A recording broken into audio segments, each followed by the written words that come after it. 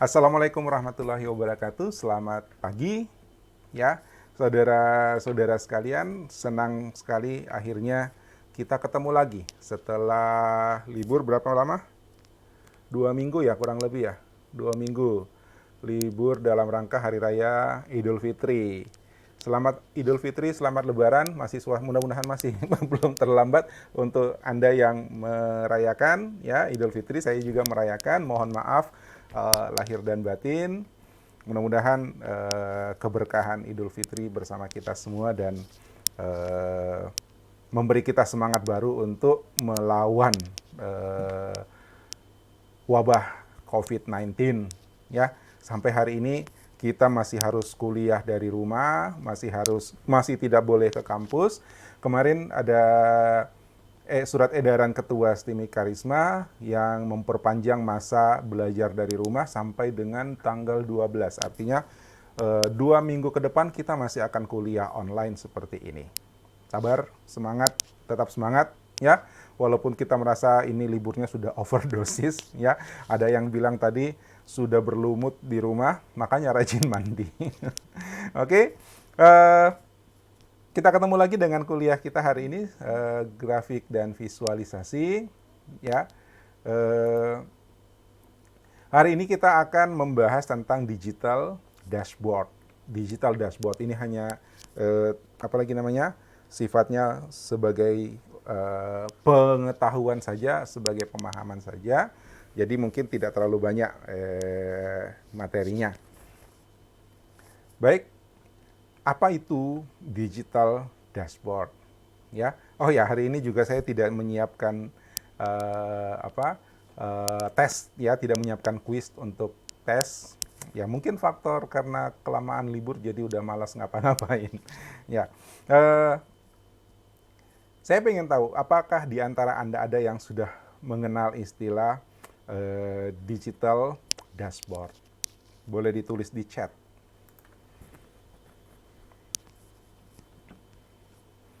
Apa sih digital dashboard itu?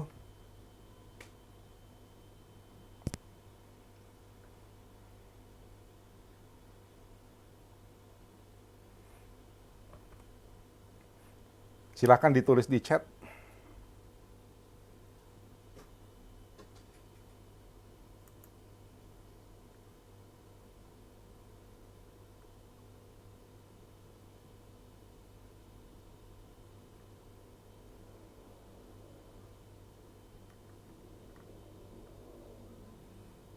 Siapa tadi yang baru masuk?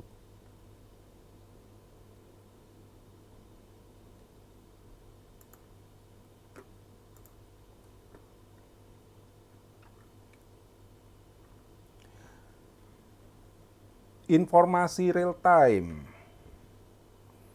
Tampilan yang menyajikan berbagai data dalam satu tampilan. Tampilan berbagai data dalam bentuk grafis. Oke, lagi.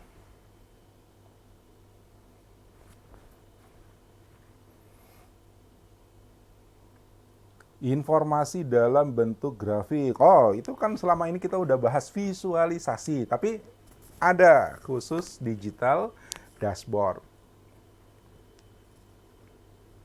Ya, digital dashboard itu bagian dari visualisasi, salah satu bentuk visualisasi. Penyajian informasi, data informasi dalam bentuk grafik. Ya, dalam bentuk visualisasi grafik. Nah, tapi yang digital dashboard itu apa?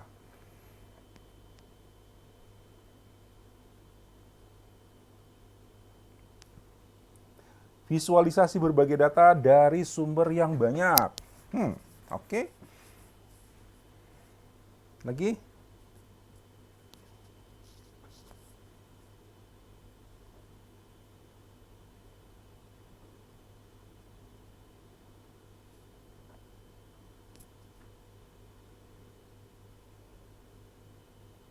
Halo? Halo, 1, 2, 3, 4, 5, 6. Baru 6 yang jawab nih. Tampilan data yang disajikan dalam bentuk visualisasi. Oh, kalau gitu apa bedanya dengan visualisasi yang lain? Kan, ya. Apa sih bedanya? Oke, kalau gitu apa sih bedanya digital dashboard itu sama visualisasi yang lain. Karena digital dashboard juga itu sebuah visualisasi. Informasi tampilan dalam bentuk grafis menggunakan teknologi komputer. Ya, itu masih konsep, masih visualisasi itu. Ya, masih visualisasi. Nah, Natasha, ya, tampilan informasi real time. Jadi, kekuatannya digital dashboard itu adalah karena dia real time. Ya. Visualisasi juga gitu. Ya. Anda kemarin koleksi banyak visualisasi ya. Itu kalau ada perubahan, ya yang Anda sudah koleksi tidak ada perubahan. Kenapa? Itu sudah dicetak, sudah publish di website. Ya kan? Ketika ada perubahan data, ada perubahan informasi, ada perubahan kalkulasi, maka visualisasinya harus dibikin ulang. Ya, harus dibuat ulang. Tapi digital dashboard itu sifatnya real time. Ya, artinya ketika ada perubahan data, otomatis tampilannya berubah. Ya, istilah dashboard Anda kenal pertama kali di mana? Kalau saya bilang dashboard, bayanganmu ada di mana?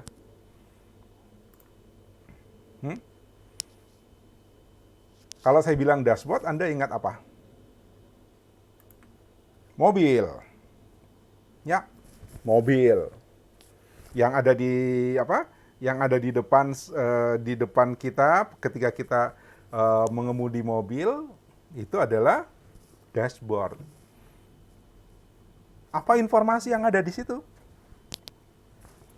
Ya, paling sering Anda ngelihat apanya kalau di mobil itu? Kecepatan, apalagi? Bensin. Ya, kecepatan sama bensin. Ya, kecepatan sama bensin, RPM mesin, penting nggak itu kita amati terus RPM, ya. Jarak yang sudah ditempuh, odometer, ya, odometer, tachometer itu RPM, kemudian speedometer. Penting ya, RPM-nya penting ya, Beatrice ya. Ya, temperatur penting ya. Jangan sampai ternyata mobil udah kepanasan dan kita tetap geber gitu kan, kita tetap pacu. Ya, RPM mesin itu biasanya kalau saya ingat RPM mesin saya perhatikan ketika saya baru belajar, ya, baru belajar nyetir. Kapan nih harus lepas kopling? Ya, baru saya perhatikan. Oh, RPM sekian enaknya lepas kopling segitu, gitu kan? Nah, tapi sekarang mobil sudah pada matic, ya. Ah, penting karena RPM-nya menentukan boros atau tidak. Ada indikator lain di mobil sekarang. Ada yang tahu? Ya, kalau lihat mau boros bensin apa tidak itu ada indikator lain. Ada perhatikan nggak? Eco, ya. Ada tanda eco. Jadi kita nggak usah kalkulasi lagi RPM sekian, kecepatan sekian, gear persneling sekian, ini ekonomis. Enggak. Dia sudah hitungkan kita, ya. Dia sudah hitungkan kita dan otomatis langsung muncul cuma satu tanda, eco. Ya kan? Eco. Jadi ini sekarang kita dalam mode ekonomis. Nah, lihat indikator-indikator itu menunjukkan kondisi keadaan, ya, apalagi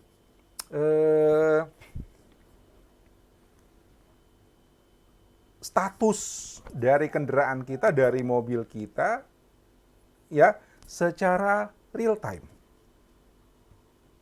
ya kan? Begitu kita kecepatan dengan RPM sekian. Ya, putaran mesin sekian, kecepatan sekian, muncul tanda eco, otomatis muncul.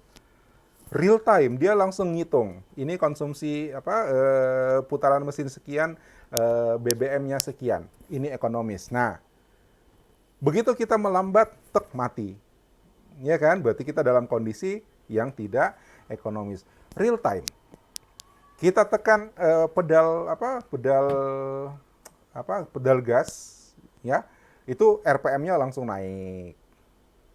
Ya kan? Begitu kita lepas, RPM-nya turun. Ya. Ngisi bensin, ya kan? Kapan harus ngisi bensin? Ya, begitu selesai isi bensin, jarum petunjuknya atau indikator petunjuknya udah langsung naik lagi.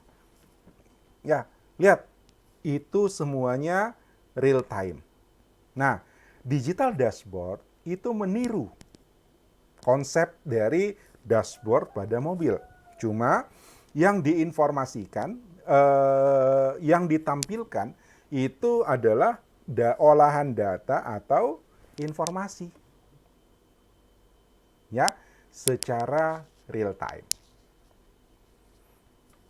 Oke? Ini contoh. Ya, ini contoh. Saya besarkan dulu.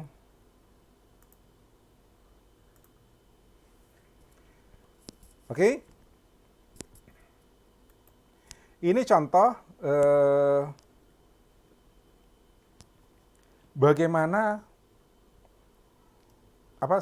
ini adalah contoh sebuah dashboard, ya.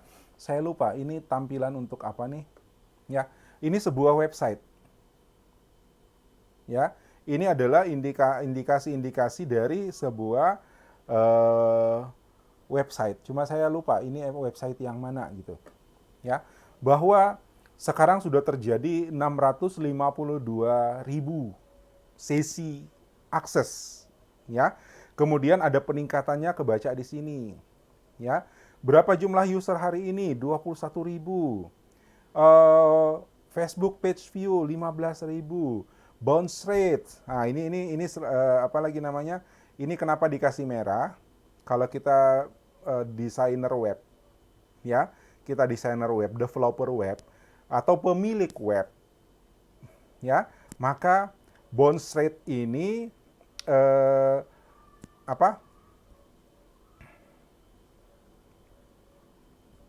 bounce rate ini penting untuk kita amati karena ketika user itu datang membaca website kita, mengakses website kita, tapi kemudian dia hanya sebentar saja lalu tinggalkan. Nah, itu namanya bounce. Ya. Jadi dia hanya datang lihat beberapa detik, ya. Entah saya lupa hitungan bounce rate itu berdasarkan berapa detik orang melihat website kita, tapi hitungannya detik. Jadi kalau website itu diakses hanya 5 atau sampai 10 detik saja kemudian ditinggalkan, itu berarti bounce rate kita tinggi. Ya, itu terjadi bounce. Jadi satu, mungkin web kita itu lambat loading. Lambat loading, jadi orang nggak mau nunggu, ditinggalin. Ya, itu. Kedua, mungkin aja cepat, tapi informasi yang ada di dalamnya nggak penting bagi si pembaca. Ya, nggak penting atau mungkin tidak menarik, sehingga dia tinggalkan website kita dalam waktu yang singkat. Itu yang dihitung sebagai bounce rate di sini. Makanya di sini kalau angkanya 81%, itu berarti harus dikasih merah. Ya, lihat tanda background-nya juga dikasih merah, itu berarti critical, harus jadi perhatian. Ya, bounce rate kalau bisa 0. Artinya orang masuk ke web kita itu ikhlas, ya, baca dari awal sampai akhir. Tapi kalau dia baru masuk hitungan detik, 10 detik kurang dia sudah tinggalkan, maka itu berarti ada sesuatu yang salah di website kita. Nah, ini adalah indikator-indikator tentang sebuah website. Ya, ini subscriber dari bulan ke bulan, dari tanggal, ya, ini tanggal. Ini jelas bukan tahun ini, karena tahun ini baru 1 Juni, baru tanggal 2 Juni. Oke, ini contoh. Contoh kedua. Nah, ini. Ya. Ya, masih mencemaskan. Ya, untuk Indonesia angkanya masih bertambah, 26.000 positif. kemudian grafiknya masih naik, ya, belum ada tanda-tanda melandai. Ya, mudah-mudahan situasinya segera berubah, ya. Nah, ini adalah real time. Walaupun nanti ada jeda karena begini, misalnya pemerintah Indonesia itu nanti mengumumkan pada jam berapa, ya, sehingga data untuk Indonesia mungkin baru akan berubah setelah ada data resmi yang dirilis, gitu. Tapi begitu data resmi itu keluar, maka informasi yang ada di sini pun otomatis akan berubah, sehingga kita bisa menganggap bahwa yang ada di sini itu adalah real time. Ya, berapa jumlah, berapa peningkatan. Ya, ini sebuah dashboard. Digital dashboard. Oke, ini sebuah visualisasi dan real time. Oke, dashboard adalah visualisasi. Ya, visualisasi. Apa yang divisualisasikan? Most important information. Jadi, dari sekian banyak informasi, dipilih hanya yang dianggap paling penting. Ya, hanya dipilih informasi-informasi yang dianggap paling penting. Sebuah perusahaan misalnya, ada banyak data yang mereka harus olah tiap hari. Ya, ada banyak informasi yang mereka harus baca tiap hari, tapi kalau dibaca semua mungkin ya pusing juga lihatnya. Jadi dipilihkan yang penting-penting saja. Ya, kembali ke contoh mobil misalnya ya. Indikator misalnya level pelumas. Ya, level pelumas. Apakah perlu ditampilkan secara real time? Nggak perlu, ya, maka tidak ada level pelumas. Atau mungkin suhu apa lagi namanya, suhu dalam kabin, dalam ruangan mobil, ya, nggak terlalu penting. Ya, yang paling penting itu adalah speed. Apakah saya melanggar batas kecepatan? Ya kan? Odometer, sudah berapa jauh nih jarak tempuh?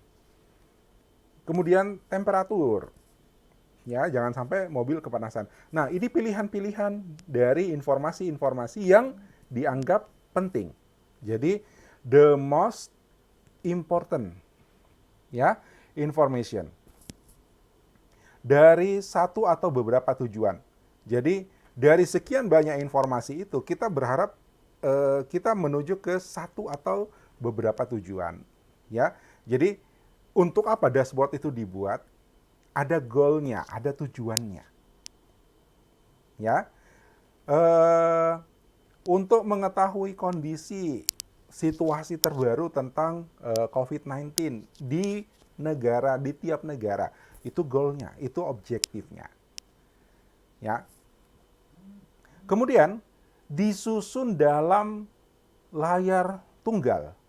Jadi ketika Anda mendesain sebuah digital dashboard, ya, ketika Anda mendesain sebuah digital dashboard, maka pastikan bahwa dashboard itu menyajikan semuanya, semua most important information. Ya, semua informasi yang penting dalam satu layar tunggal, dalam satu layar saja. Usahakan jangan sampai pindah halaman, jangan sampai scrolling. Ini contoh tadi, ya. Jangan sampai pindah halaman dan jangan sampai scrolling. Semuanya ditata dalam satu halaman saja. Oke, itu kuncinya digital dashboard. Kemudian dimonitor, dipantau dalam satu kali pandangan. Jadi sekali kita melihat itu semua sudah ada di situ. Ya, sekali kita lihat semuanya sudah ada di situ. Jadi dengan begitu kita mudah untuk melihat apa informasi-informasi penting tadi dan kita bisa menyimpulkan karena semuanya dalam satu tampilan. Oke? Jadi yang perlu dicatat adalah arrange on a single screen. Kemudian most important information. Oh, ini harusnya saya beri warna juga ya. Ya, sehingga informasi bisa kita lihat dalam sekali pandang. Gitu. Dashboard adalah visual display, ya, informasi yang disajikan secara visual, kombinasi teks dan grafik dalam emphasis on grafik. Penekanannya utamanya adalah pada grafik.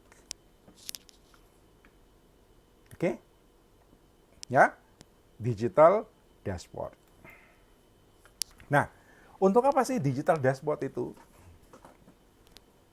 Paling penting, ya, dan pada umumnya digital dashboard itu didesain untuk keperluan para eksekutif. Ya, para eksekutif atau top level management di level strategik itu mereka tidak perlu data berapa transaksi, ya. Mereka tidak perlu data berapa jumlah pengunjung, berapa jumlah detail dari pengunjung, detail dari barang yang dibeli. Itu di level operasional. Tapi yang mereka butuhkan adalah kesimpulan dari semua. Gitu. Berapa peningkatan omzet, berapa suku bunga, berapa apalagi informasi itu yang di level strategik itu penting. Gitu. Jadi angka-angka atau data-data transaksional, data-data di level operasional itu ya kalau disajikan juga mesti dalam bentuk daftar gitu. Ya, itu nggak nyaman untuk beberapa orang, untuk sekelompok orang, apalagi kalau mereka di level eksekutif, top level manajemen. Mereka di level strategik. Ya. Jadi biasanya digital dashboard itu adalah untuk keperluan strategik. Strategic purpose. Ya, strategic purpose. Namanya executive dashboard. Oke. Kemudian ada yang analytical purpose. Jadi digunakan untuk tujuan analisis. Ya. Kalau Anda lihat berita-berita dari TV-TV yang fokus pada news. Katakanlah CNN, CNBC, apalagi yang fokusnya pada pemberitaan itu di bawah ada digital dashboard-nya loh. Ya kan? Di bawah itu ada digital di bawah sini itu ada digital dashboard-nya. Nah, apa gunanya? Ya. Dari situ mereka orang bisa melihat harga saham, ya, pergerakan harga saham, kurs valuta asing. Ya kan?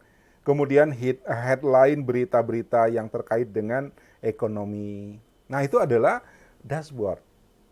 Ya, dia jadi seperti strip di bawah kan, di bawah layar. Itu biasanya situs-situs berita yang fokus pada news. Ya. Dari situ mereka orang-orang yang berkepentingan dengan informasi itu bisa memikirkan, bisa melakukan analisa. Oh ya, ini sekarang harus begini, harus begini, harus begini.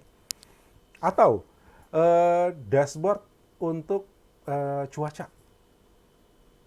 Ya, faktor-faktornya cuaca itu adalah kecepatan angin, arah angin, apalagi suhu, ya kan? Suhu minimum, suhu maksimum. Kemudian sinar matahari, curah hujan, ya, itu semuanya mungkin mungkin di lembaga-lembaga seperti BMKG atau air traffic control, ya, untuk penerbangan. Nah, itu mereka punya dashboard yang memantau informasi-informasi cuaca secara real time supaya mereka bisa melakukan analisa. Ya.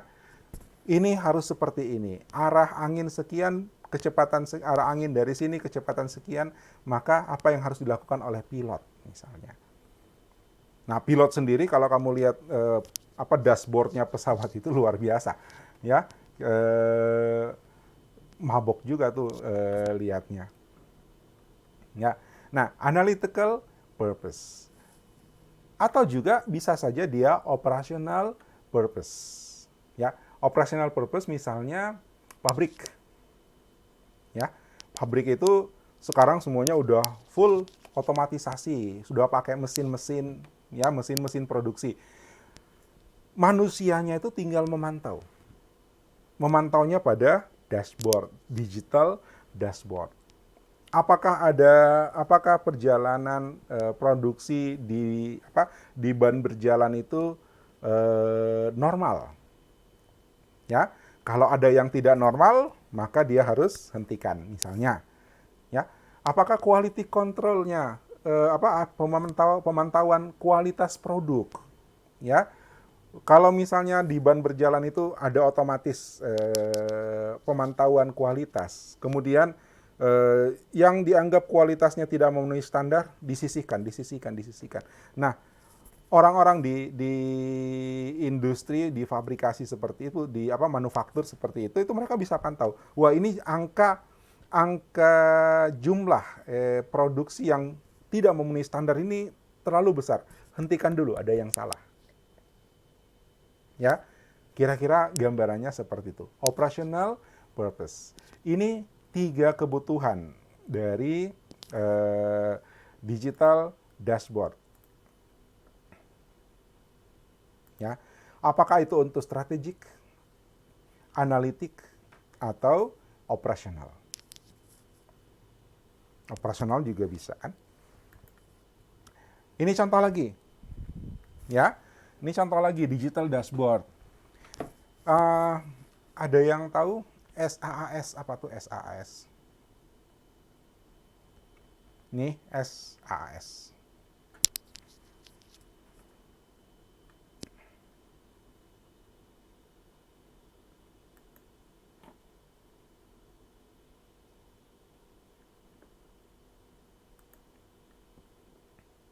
Ya, SaaS ini adalah layanan cloud nih. Ya, ini adalah informasi dashboard dari sebuah layanan cloud yang menyediakan software as a services. Jadi dia memantau, ya, dia memantau bagaimana pengguna dari software as a services-nya. Ya, ini. Jadi bagaimana customer-nya, bagaimana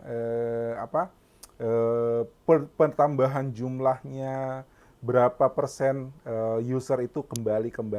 Retention itu artinya user kita datang lagi, dan datang lagi.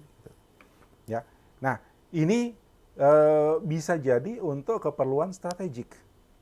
Jadi pengelola dari layanan cloud ini itu bisa melihat bahwa Oke, user kita menurun atau naik gitu. Ya, bertambah atau berkurang. Per bulan itu naik apa turun gitu. Bisa dipantau dan mereka bisa mengambil tindakan. Apa yang harus mereka lakukan supaya mempertahankan tingkat naiknya user itu tidak tidak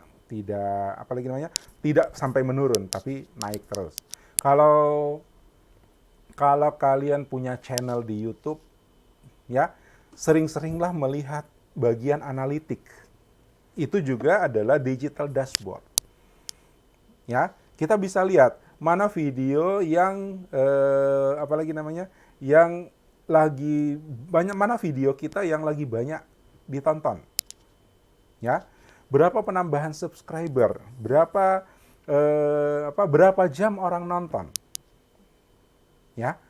Kalau video kita itu misalnya rata-rata 40 menit, misalnya ya, rata-rata 40 menit. Tapi ternyata rata-rata viewer, rata-rata orang yang melihat video kita itu cuma 4 menit. Yo, berarti ada yang tidak sesuai di video kita. Kenapa? Orang nggak suka. Ya kan? Seperti itu. Tapi itu untuk Anda yang pengen memang nyari duit di YouTube. Ya, kalau ini video saya ya udah ditonton nggak. Yang penting mahasiswa yang harusnya kuliah ini nonton gitu kan. Itu aja yang saya pantau. Kalau kalau jumlah mahasiswa 22 tapi satu video hanya ditonton oleh 12 orang, nah berarti ada mahasiswa yang nggak pernah lihat. Itu yang ku pantau. Oke? Ini contoh lagi, ya. Ini adalah Google Analytics. Ketika Anda, sekali lagi, sebagai contoh, Anda sebagai web developer atau pengelola sebuah website, ya, ada dashboard penting yang harus Anda amati. Salah satunya adalah Google Analytics, ya.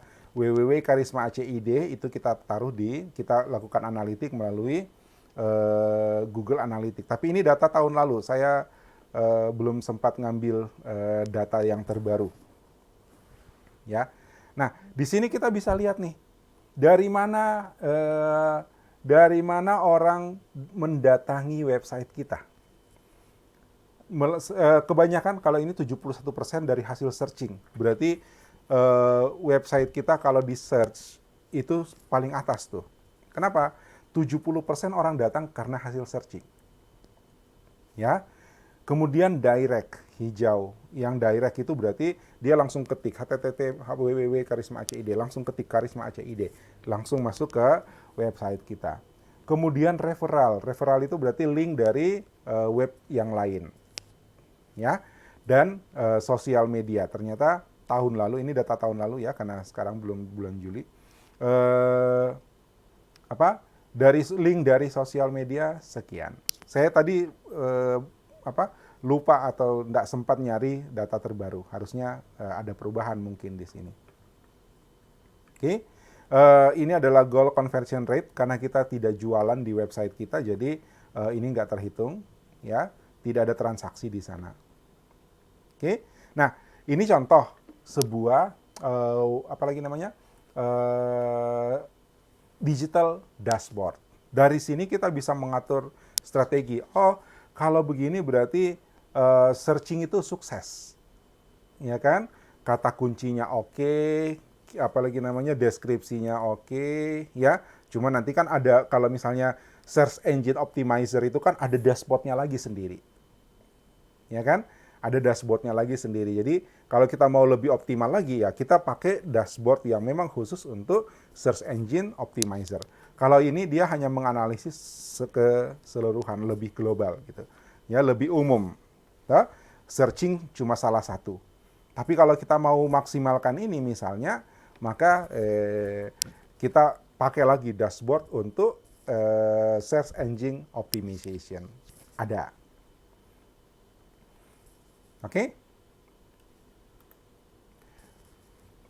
Ini lagi. Oh, ini masih sama yang tadi. Ya. Nah, ini kita bisa pantau berapa visitor baru dan berapa yang kembali. Nah, ini cukup menyenangkan sih bacanya, bahwa kita mendapat 70 sekian persen pengunjung baru, dan pengunjung kita yang sudah pernah berkunjung itu kunjungan kembali, kunjungan ulang itu ternyata masih cukup besar. Artinya ada yang butuh kita punya informasi di website kita. Ya. Kira-kira seperti itu. Bagaimana kita memahami atau membaca sebuah dashboard. New user 16, usernya 20. Ya, ini waktu dia baru up kan, ya, tahun lalu itu sempat kita pindah server, kita ganti websitenya, dan ini baru starting. Nah, cuman lihat, ini yang tadi saya katakan, bounce rate-nya masih 50%. Kita harus tekan itu supaya makin rendah. Kalau bounce rate-nya tinggi, sekali lagi, itu berarti dia cuma lihat sekian detik, kemudian ditinggalkan. Nah, itu harus dilihat lagi nanti, apa persoalannya. Apakah karena lambat loading, ya, kurang dari 10, website kita di loading lebih dari 10 detik, itu ditinggalin orang tidak akan menunggu selama itu. Ya, gitu. Nah, itu juga bisa menyebabkan bounce rate. Nah, sebagai catatan, ini penting untuk kita pahami, ada beberapa, sebenarnya kalau mau bikin dashboard itu ya simple. Konsepnya sama aja dengan teori yang sudah kita bahas, bagaimana kita membuat visualisasi. Ya kan? Nah, cuman nanti ada masalah real time-nya, ya kan? Real time-nya. Kedua adalah apakah informasi itu betul-betul most important? Apakah informasi itu betul-betul yang paling dibutuhkan? Ketiga, dia usahakan satu layar. Nah, dari sini sebenarnya paling pas itu digital dashboard kita implementasi dalam bentuk web, ya, website. Jadi dia berbasis network, berbasis client server, kemudian datanya kita ambil dari sumber-sumber yang valid dan kita sajikan. Jadi orang bisa ngakses dari mana saja, kapan saja karena dia berbentuk web. Gitu. Nah, di sini ada beberapa catatan. Beberapa catatan tentang kesalahan-kesalahan umum dalam membuat atau menyajikan sebuah dashboard. Paling pertama, ya, exceeding boundaries of single screen. Lebih dari satu layar. Ingat ya, ketika Anda mendesain ketika Anda mendesain dashboard, usahakan hanya dalam satu layar. Karena lebih dari satu layar itu dianggap sebuah kesalahan. Oke? Nah, ini harusnya di atas sih. Supply inadequate. Data yang disuplai tidak cukup. Ya, data yang disuplai tidak cukup. Jadi orang merasa bahwa wah, ini data ini ada yang kurang deh. Jadi pastikan semua informasi yang mau disajikan itu memang cukup. Ya.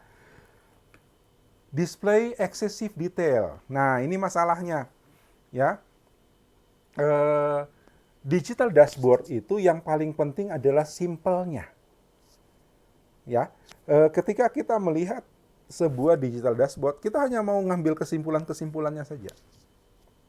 Ya, sehingga ketika kita membuatnya terlalu detail, ya, itu justru malah tidak nyaman.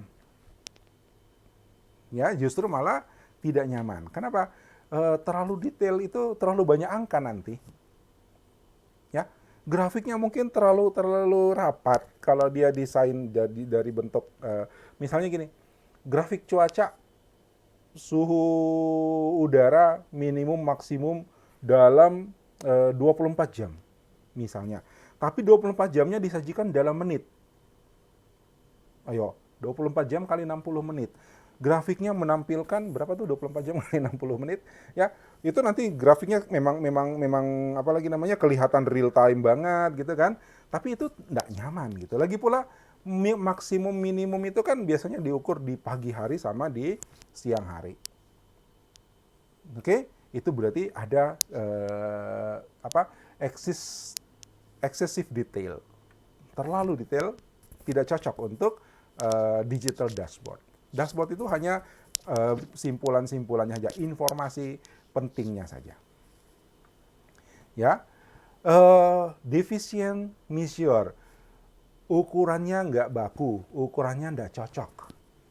Ya, atau gini, pengumpulan datanya nggak layak kita. Ya, ini memang basicnya visualisasi ya. Ya, datanya harus valid. Ya, mengukurnya harus valid. Oke, kenapa?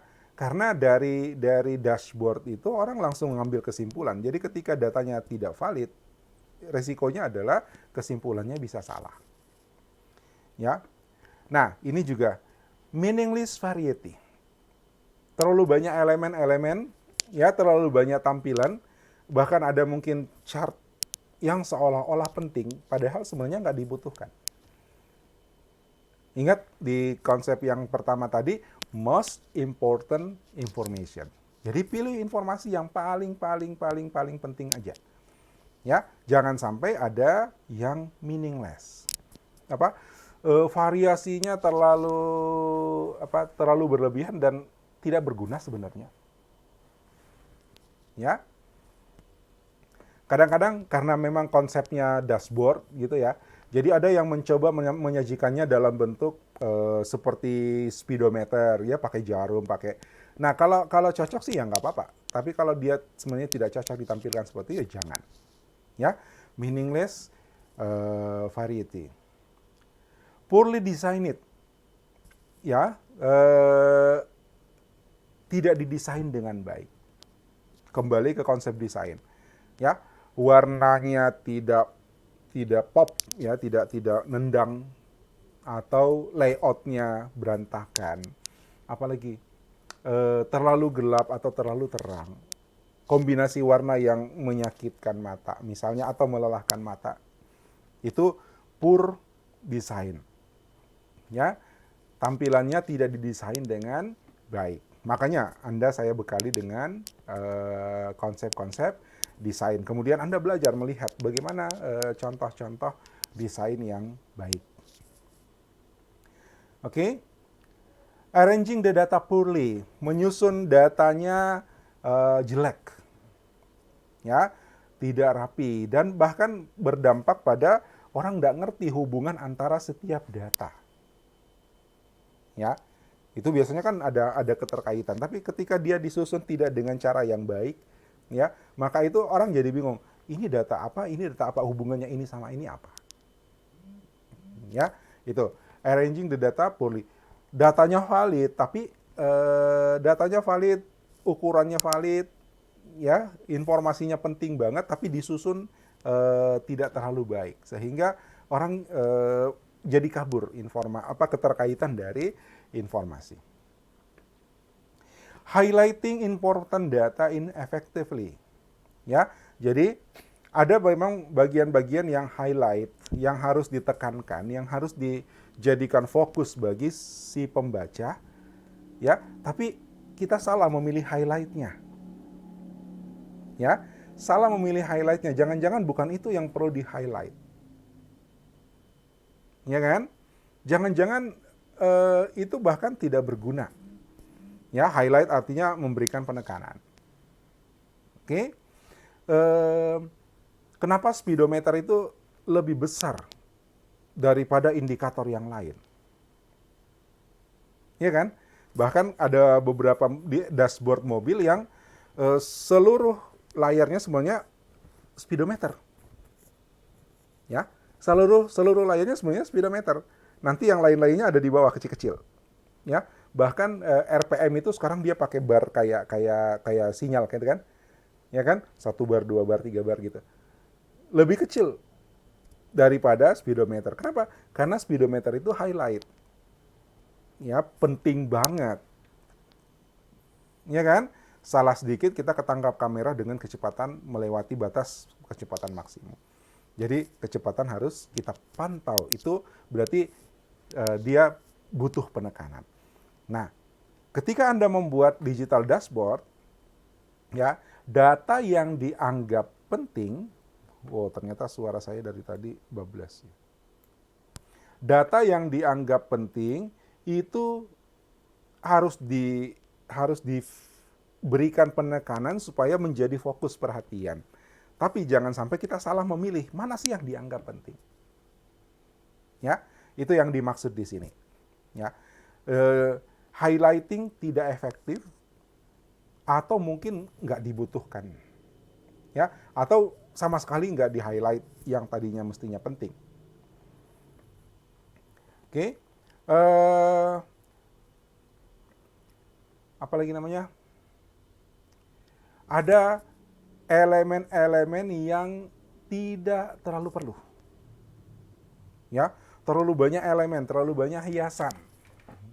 Ya, itu udah dibuang aja. Ya, lihat kalau lihat contoh-contoh ini nggak ada hiasan macam-macam. Ya, nggak ada hiasan macam-macam. Oke.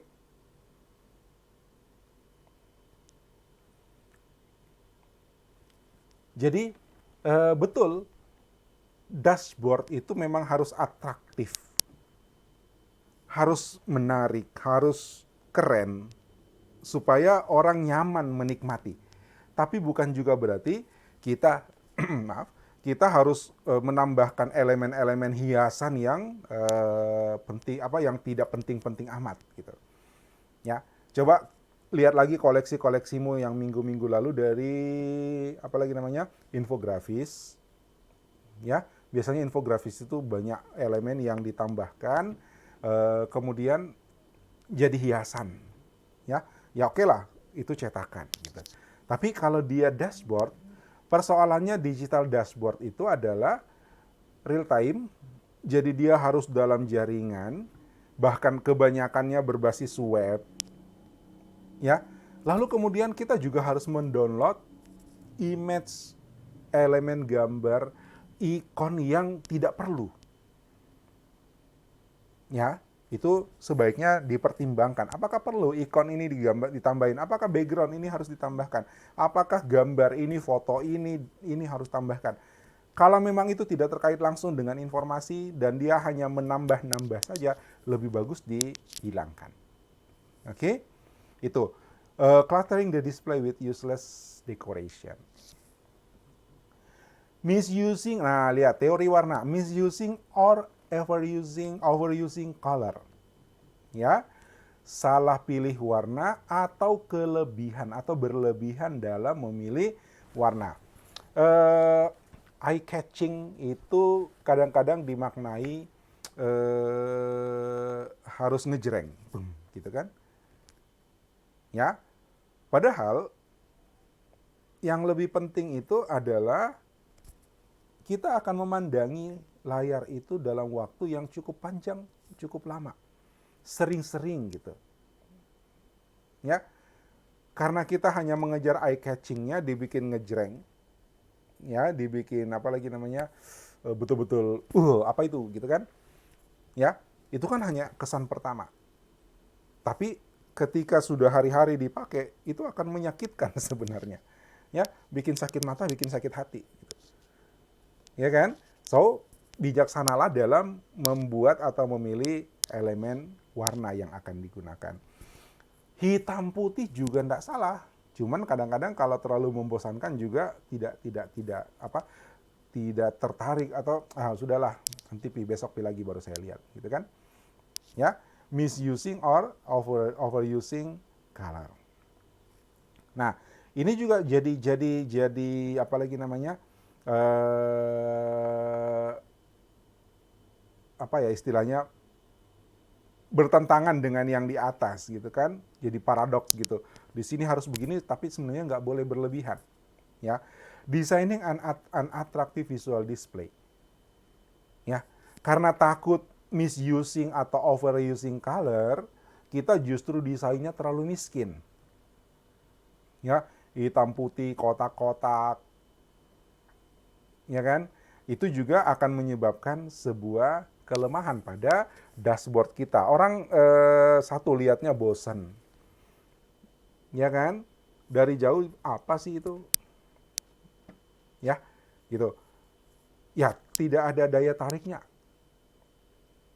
Maka ketika Anda belajar tentang grafik dan visualisasi, apalagi terkait dengan digital dashboard, ya, maka keterampilan Anda bukan cuma tentang statistik dan olah data saja sampai jadi grafik, tapi juga kemampuan atau pengetahuan desain grafiknya. Supaya Anda tidak melakukan 3 kesalahan yang bawah nih.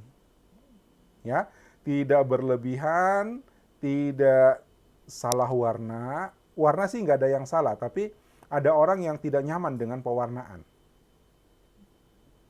Ya, kadang-kadang kan kamu atau apalagi nih ibu-ibu ya, mbak-mbak, nona-nona, ya suka komentar, wih itu warna bajunya emang nggak ada yang lain, gitu ya. Kok warnanya gitu sih? Ya, itu berarti si orang yang kita lihat itu melakukan misusing. Iya kan? Nah, seperti itulah kira-kira sama. Ya, mau desain baju, desain apa? Desain dashboard itu tetap harus kita lihat estetikanya. Ya, dalam hal warna. Supaya dia tetap atraktif tapi tidak berlebihan.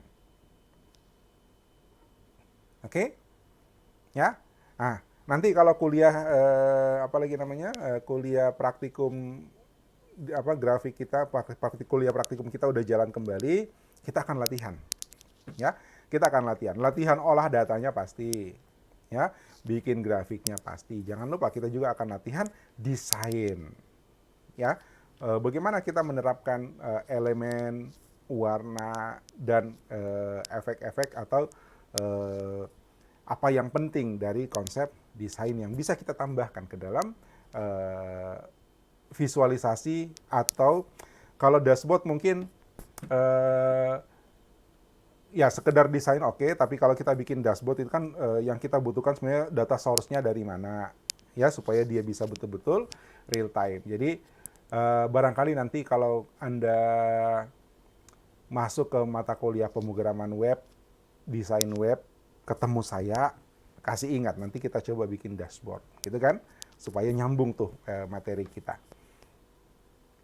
Oke?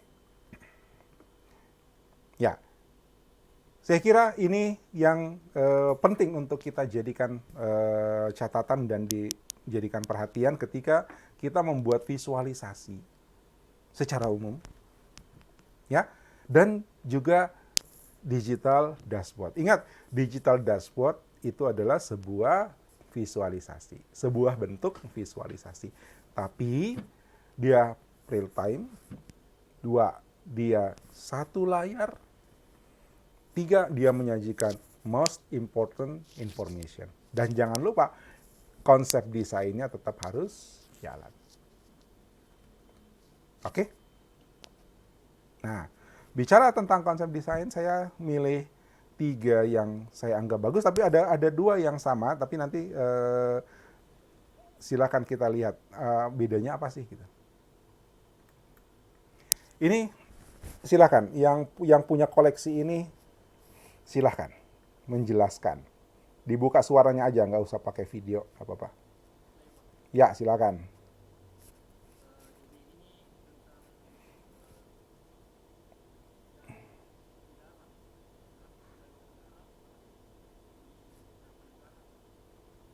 Hmm.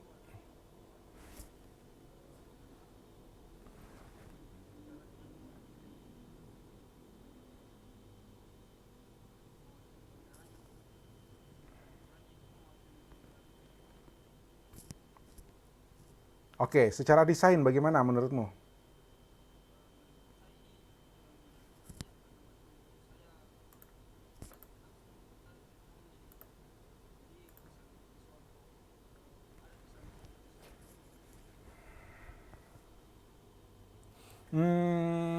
Ya, kita sekarang bicara desain itu bukan cuma sekedar menarik, ya, menarik bagi siapa nih? Menarik bagi Roni, mungkin belum tentu menarik bagi yang lain gitu, ya kan? Tapi ukuran-ukuran kita untuk apa lagi? Untuk desain itu sekarang sudah ada karena kita udah tahu konsepnya, gitu kan? Coba saya minta Roni jelasin dari sisi desain.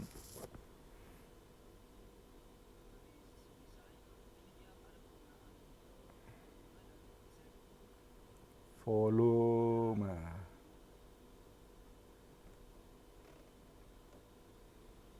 Saya tanya Roni, eh, elemen desain apa yang bekerja di sini?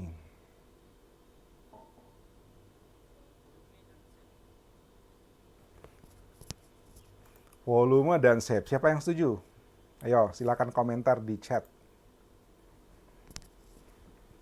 Menurut Roni di sini ada volume. Volume, ya, volume. Volume itu apa sih konsepnya? Hmm? Beatrice bilang kedalaman. Ya, ada efek muka belakang. Calvina juga bilang begitu. Nah, sekarang saya tanya, apakah Anda melihat efek volume di sini?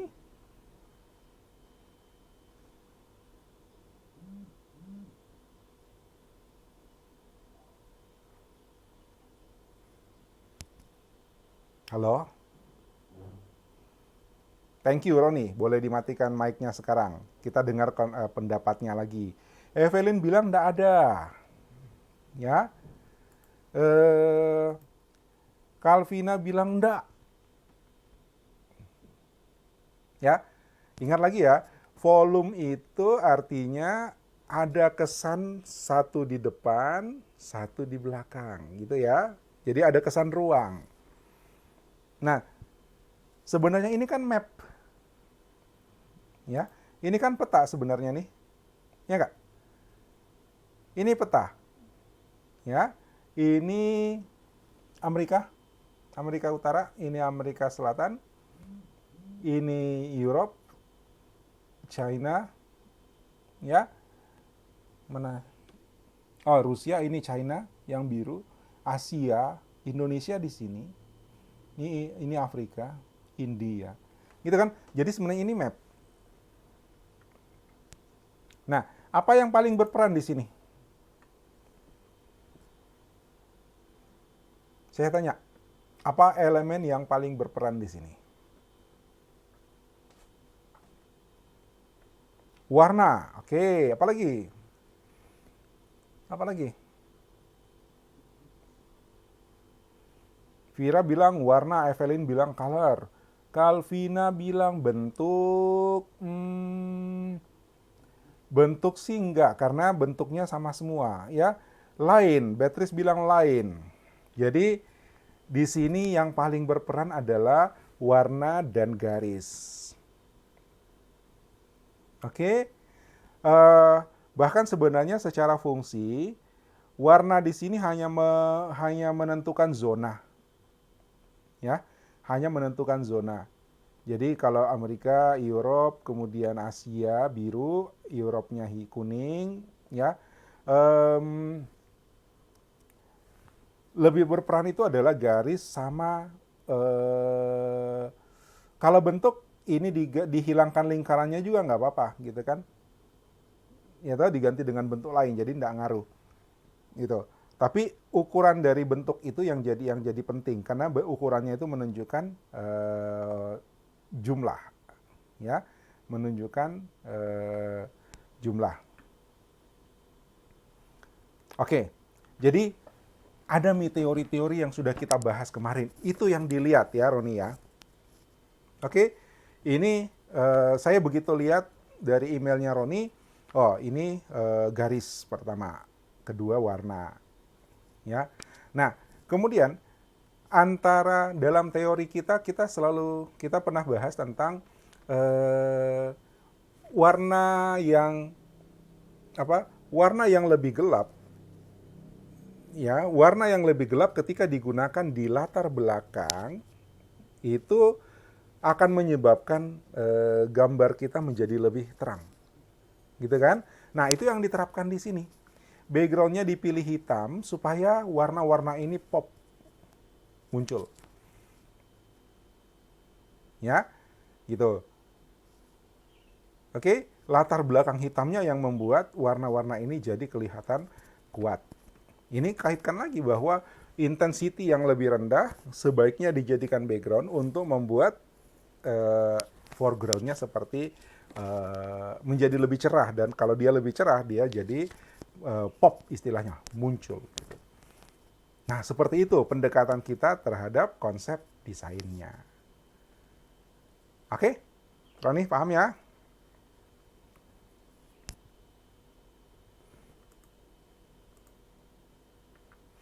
Oke.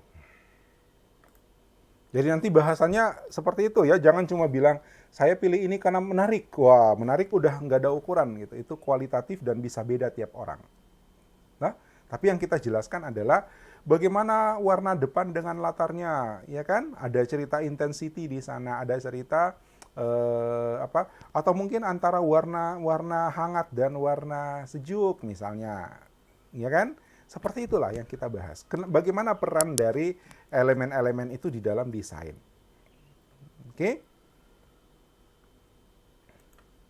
Nah, ini ada dua, tapi sebentar. Yang satunya sebentar ya. Nanti kebetulan saya belum sempat lihat detailnya. Ini isinya apa? Ya, tulisannya apa?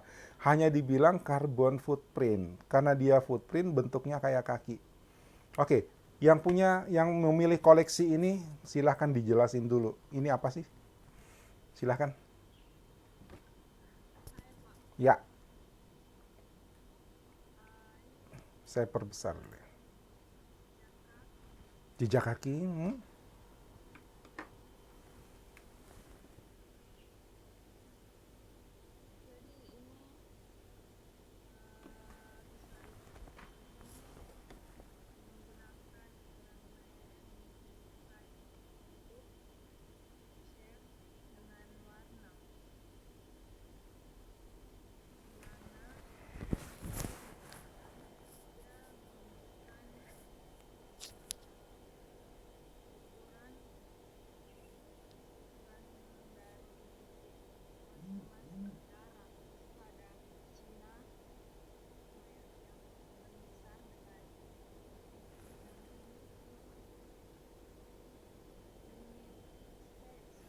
Mhm.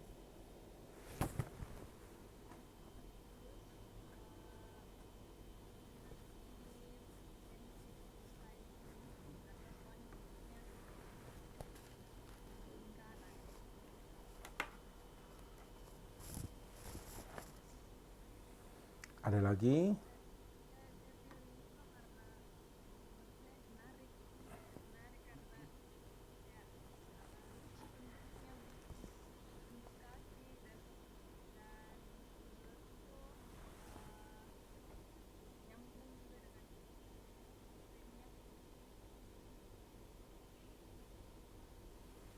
Oke.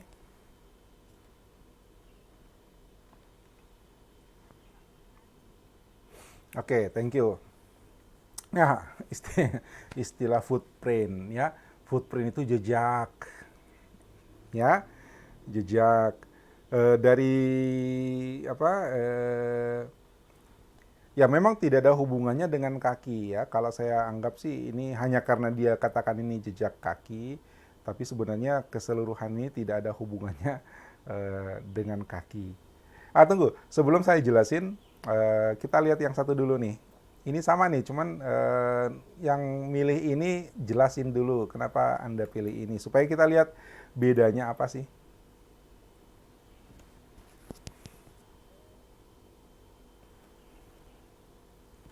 Ya, silakan.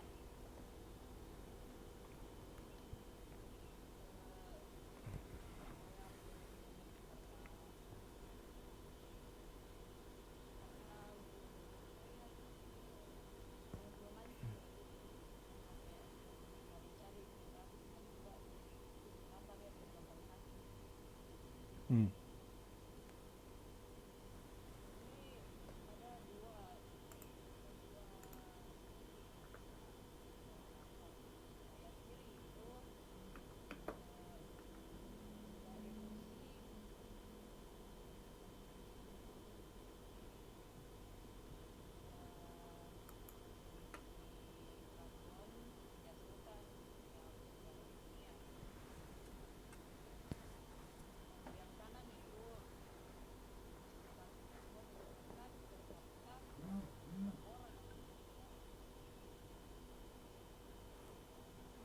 Oke.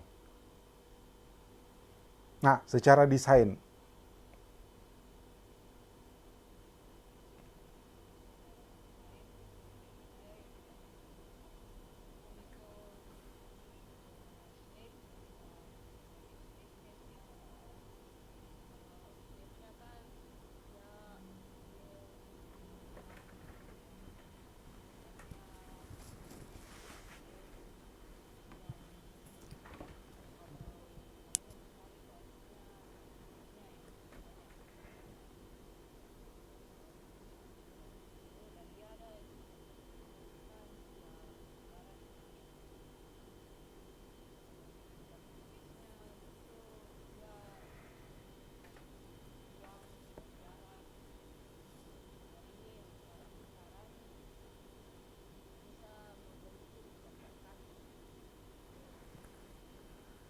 Oke.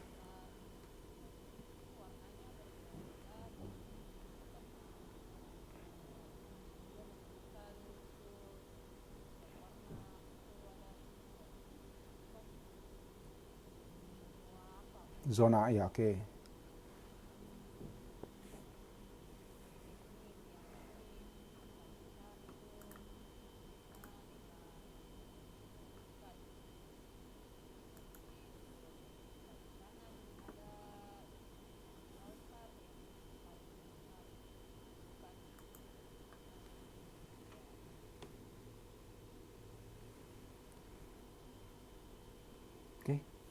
Lagi? Ya. Oke, thank you, Evelyn. Nah, yang tadi Beatrice ya, yang pertama yang hitam. Ya. Ya, ini sama ya. Yang sama dengan punya Beatrice itu adalah kaki kiri. Ya kan? Ini kaki kiri sama dengan ini. Ya, saya nggak tahu ini sumbernya sama atau berbeda, tapi informasi yang disajikan sama. Bedanya yang kedua ini adalah per kapita. Jadi tiap orang itu menghasilkan emisi karbon. Ya, dari mana? Dari kendaraan yang digunakan. Nah, kalau diakumulasi satu negara, maka inilah tiap negaranya. Tapi ternyata per orang itu seperti ini. Ya. Nah, oh ya, ada satu konsep dalam desain yang saya lupa masukkan di dalam pembahasan kita ketika kita membahas beberapa minggu tentang konsep desain. Ada istilah, saya tulis di chat ya. Saya tulis di chat ada istilah ini. Gestalt.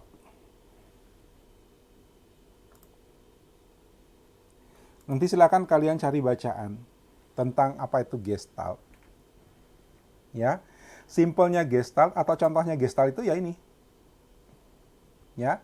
Contohnya Gestalt itu ya ini. Gestalt itu elemen yang disusun kemudian menyebabkan elemen bentuk ya, elemen bentuk yang disusun kemudian menyebabkan munculnya bentuk yang baru. Ya. Jadi ada banyak elemen di sini, banyak elemen lingkaran ya, bentuk dasarnya lingkaran. Kalau tadi Beatrice bilang ini unity-nya pakai lingkaran, oke. Ya. Kemudian lingkaran-lingkaran tadi itu berdasarkan ukurannya menunjukkan tingkat emisi karbon dari negara itu atau tingkat emisi karbon per orang dari satu negara ya. Disusun sehingga membentuk elemen bentuk yang baru. Jadi yang di sini bekerja adalah bentuk, tapi dalam konsep Gestalt. Ya, nanti silakan Anda cari bacaan tentang Gestalt. Nanti di mana ya saya bisa tambahkan atau nanti saya tambahkan di dalam elemen di dalam teori kita yang tentang bentuk. Ya. Itu, sorry saya lupa masukkan. Ini Gestalt. Jadi bukan negatif space ya Evelyn ya. Ini bukan negatif space, nggak ada unsur negatif space-nya menurut saya di sini. Oke, jadi elemen utama yang digunakan di sini adalah bentuk, kemudian warna. Warna menunjukkan zona, dan kemudian ukuran itu datanya disajikan dalam ukuran lingkaran yang berbeda-beda. Oke,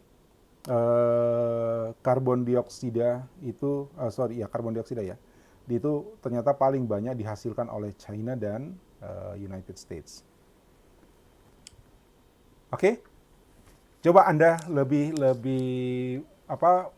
mencoba memahami lebih banyak tentang konsep desain ya. Ya, lebih banyak memahami tentang konsep desain. Kemudian coba bagaimana Anda meninjau sebuah karya desain visualisasi. Oke, jadi jangan cuma bilang menarik, saya suka warnanya, elemen utamanya bentuk dan sebagainya. Tapi bagaimana penyajian elemen-elemen itu dan kaitannya dengan informasi yang disajikan. Oke, so next week, ya, minggu depan saya khususkan supaya Anda mencari contoh-contoh dashboard. Oke, contoh-contoh digital dashboard. Ya, kemudian Anda sajikan, Anda bahas dalam emailnya, termasuk ketika saya minta Anda yang menjelaskan di sini, ya, bagaimana dashboard itu sendiri, ya, tujuannya, informasinya, kemudian layoutnya satu layar apa enggak, gitu kan? Ya, lihat ini tadi kelemahan-kelemahan atau kesalahan-kesalahan dalam dashboard, ada nggak kesalahan-kesalahan itu? Ya, di samping itu Anda juga membahas tentang kaitannya dengan konsep desain. Ya, elemen-elemen desain apa yang digunakan. Cuman ingat, dashboard itu ada tadi kita sudah bahas di sebelumnya bahwa ya tidak berlebihan. Jadi memang secara desain elemen-elemen yang tidak penting itu nggak akan muncul di dalam sebuah dashboard. Karena jangan sampai itu justru nggak berguna. Jadi kalau dashboard ya paling-paling dia bagaimana pilihan warnanya dan elemen-elemen standarnya yang kemudian layoutnya seperti apa. Ingat, layoutnya dashboard kalau bisa satu layar saja. Bukan kalau bisa, harus. Oke? Ada pertanyaan sampai sini? Beatrice bertanya, bedanya gestalt dengan negative space. Begini, negative space itu kesannya selalu kayak lubang gitu. Ya, kesannya negative space itu seperti kayak lubang. Ini pertanyaannya Beatrice. Ya, bedanya gestalt sama negative space itu apa? Ya, saya kalau buka kembali mungkin agak repot. Ya, Anda ingat logo Carrefour ya, logo Carrefour. Di tengahnya ada C, gitu kan? Nah, C itu kan lubang gitu. Ya, biasanya sih, ya sederhananya gitu ya. Kita melihat ini negative space atau bukan. Ya, kalau dia seperti lubang di tengah atau ada ya jadinya seperti lubang gitu. Nah, itu kemungkinan besar itu adalah konsep negative space. Tapi kalau Anda lihat bahwa itu adalah elemen-elemen yang disusun menyerupai elemen tertentu, maka itu adalah gestalt. Oke? Ada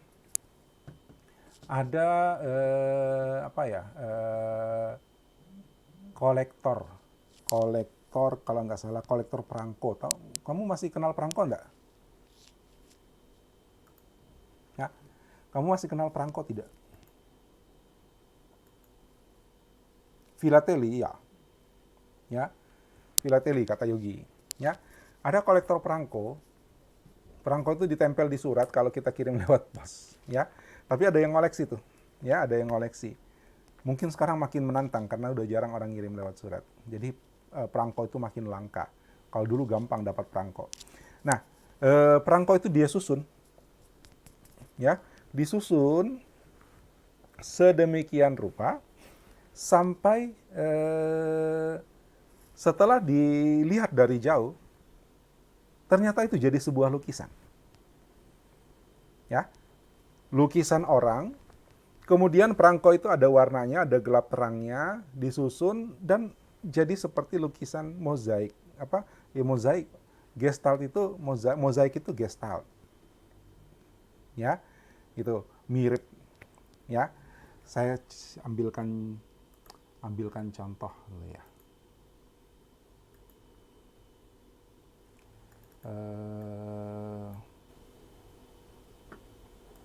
Bentar.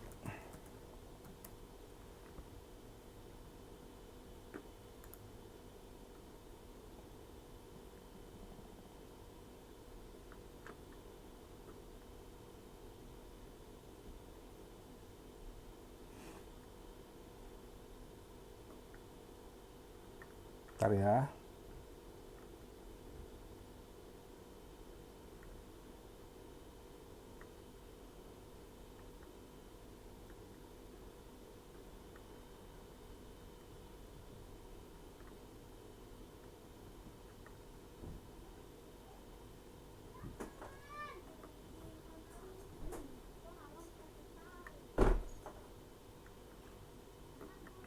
Mana contoh? Saya lagi nyari contoh yang paling bagus untuk gestalt.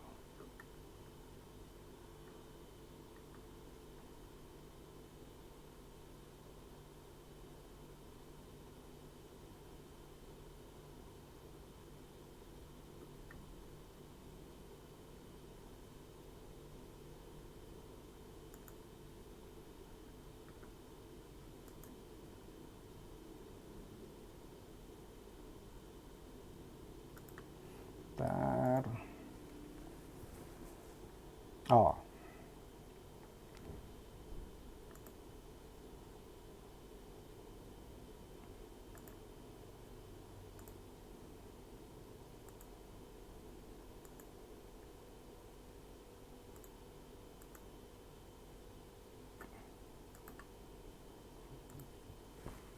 Lihat ini. Ini contoh Gestalt. Cuma sayangnya gambarnya kecil. Ya. Ini gambarnya kecil. Nah, jadi siapa tahu ada gambar yang besar.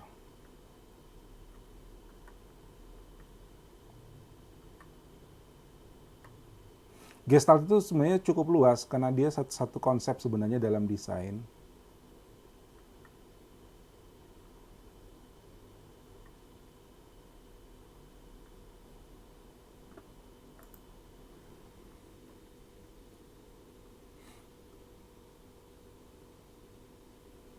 Ya, memang ada kemiripan dengan negative space. Ya, memang ada kemiripan dengan negative space. Ini contoh lagi. Tadi ada di mana?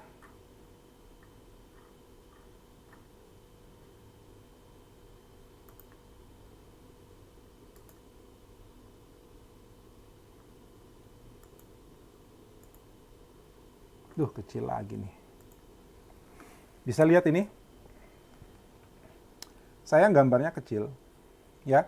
Tapi kalau kita lihat di dalam ini ada elemen-elemen, ya. Ini sebenarnya yang hitam-hitam ini adalah bentuk-bentuk lain, ya. Ini yang hitam-hitam ini lihat ini bentuk heart, ya. Ini bentuk tulang, ya. Ini bentuk heart juga tapi keputar, ya kan? Ini ada bentuk-bentuk yang kecil-kecil ini, ada bentuk-bentuk lain yang kecil-kecil ini, ya. Kemudian tunggu, kalau saya besarkan ini bisa. Lihat. Bisa dilihat ya. Ya. Ada bentuk-bentuk yang berbeda di dalamnya, ada telapak kaki. Ya. Kemudian keseluruhan itu membentuk satu gambar baru. Ya, gambar barunya apa? Gambar anjing. Oke? Nah, ini contoh Gestalt yang paling simple lah. Nah, saya carikan yang contoh secara umum konsepnya Gestalt itu seperti itu.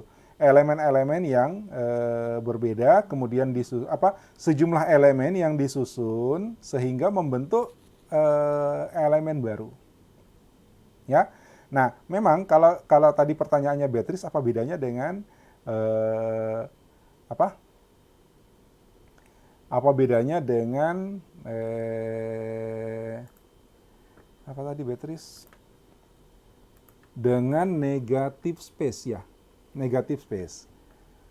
Saya lihatkan yang negative space. Gestalt yang sekaligus negative space.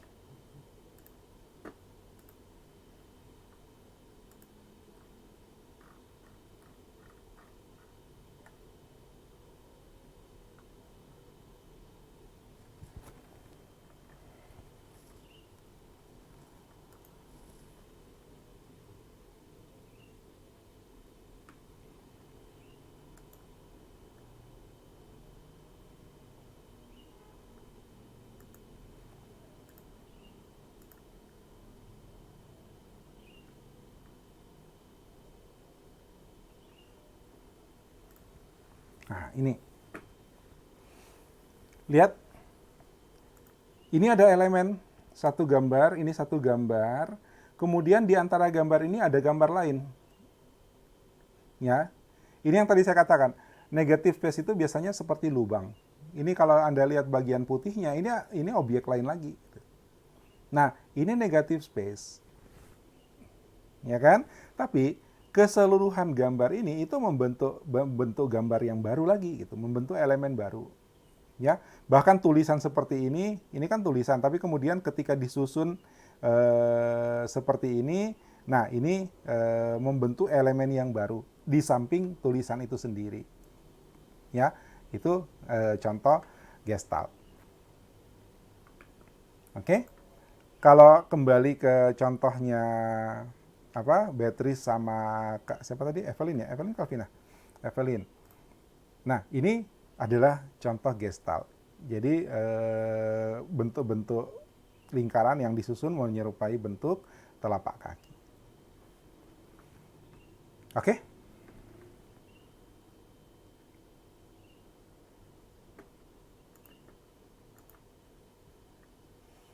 Ada lagi yang mau ditanyakan?